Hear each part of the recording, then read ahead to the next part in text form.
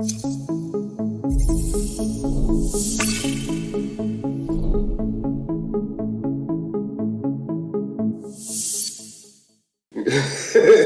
thought that was delivered in Cape Town. No, you came to Gauteng and you went for a meeting, but I bought you a cheesecake when we went out for lunch.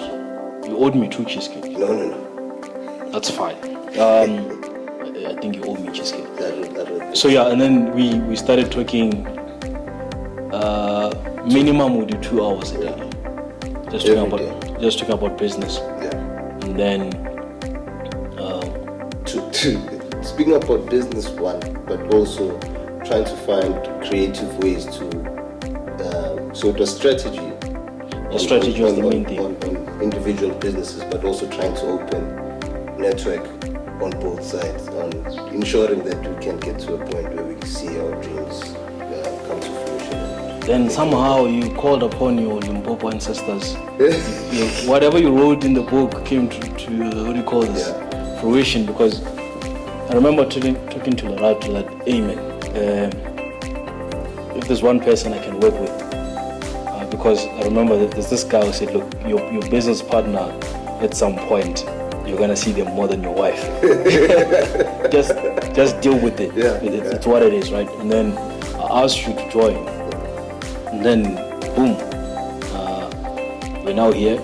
Well, not in time. You asked me to join. We were already strategizing on Hello Script, but Big Talent was in the pipeline.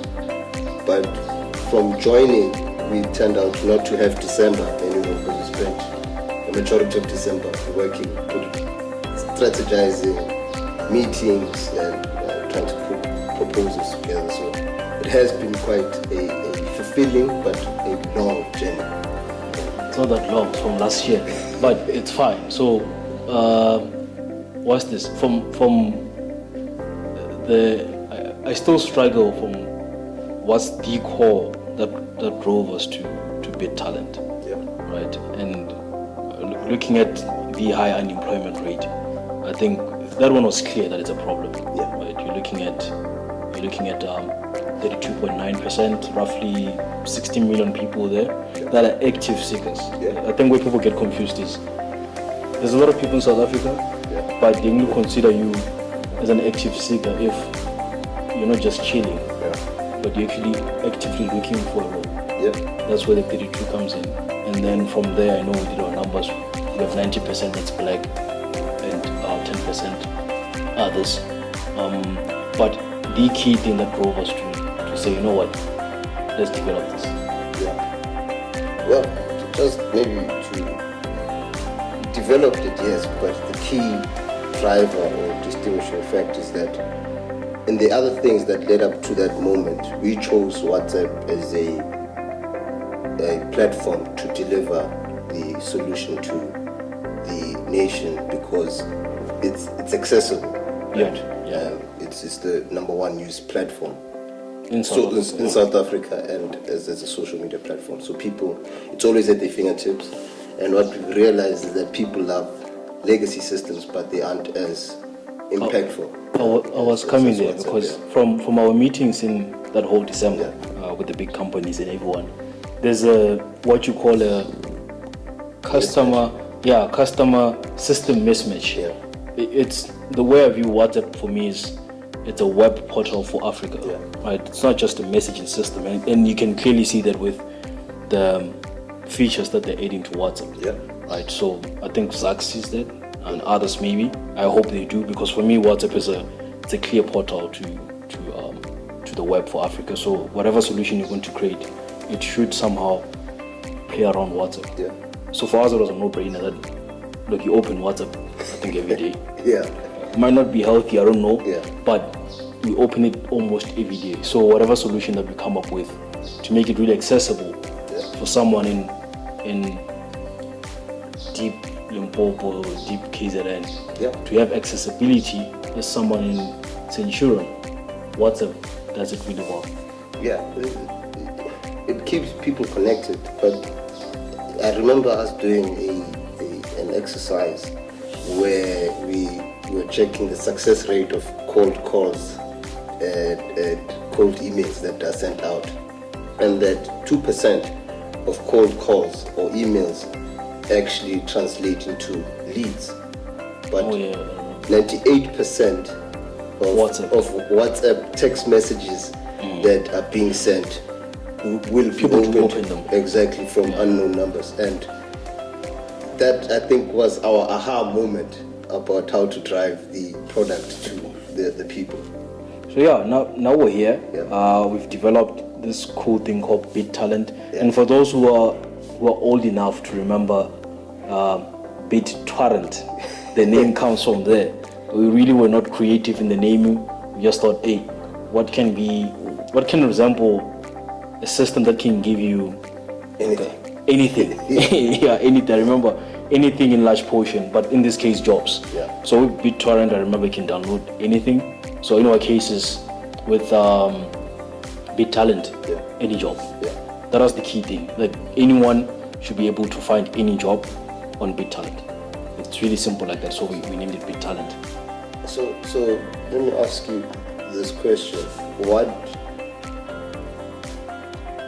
has been most significant about this journey of starting BitTalent? Because I know we spend a lot of time on the phone, often get frustrated about where we are, but we know the promise of where we're getting to. I'm frustrated right now. it's evident in the numbers. But you once said, and I'd like you maybe to shed some light on it. You once said, after you got a call from one of the users, it was the parents actually that heard you speak on the radio, and grandparents have called you and said, thank you for this platform that you've used, you guys have created. She's got graduated grandchildren in the house, and just thank you for creating this platform to help them find employment. So does that keep you going? She went an extra step, not just, she said, how can I pay you? I said, Chief, no, Granny, wait. You just calling like this is really an affirmation, maybe. Like an affirmation that we are doing something really great. I would say there's no one thing that keeps me going. I can't pinpoint. Like, some of it I think is genetic, I don't know. But there was this young lady. She called me. She sent me a screenshot, right, of her interview. She got an interview of she was going to take care of elderly people. I think there was what do you call them?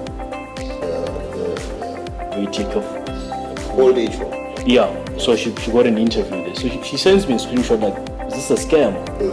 Like, why are you asking me? Because I was off guard, She was like, wait, why are you asking me? I wouldn't know that. But I'm like, oh, you probably used BitTalent and you got my number somehow. That's why you're asking me. Because people can't navigate on the platform, they can call you. Because we're playing multiple roles. So I'm a tech support, and then sometimes we customer support. So she sent me, I'm like, okay, let me just verify for you. And then I checked. He's like, oh yeah, this was a job applied for from BitTalent. Then she said, thank you. I've been chilling at home for like 2 years. And I just used your system for free, by the way. She didn't pay anything, right? Because remember, with BitTalent, the first search is free.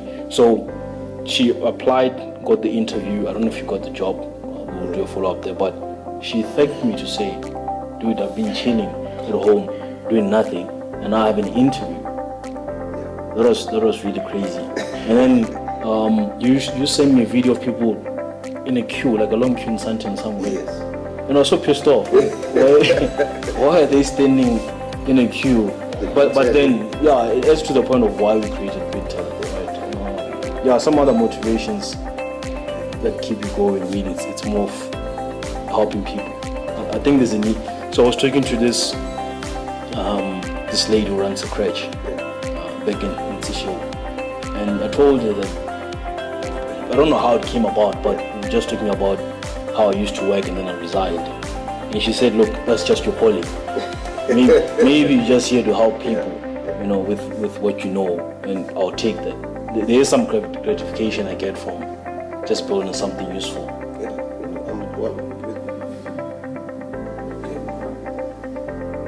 That we can cut out, right? Yeah. I think so.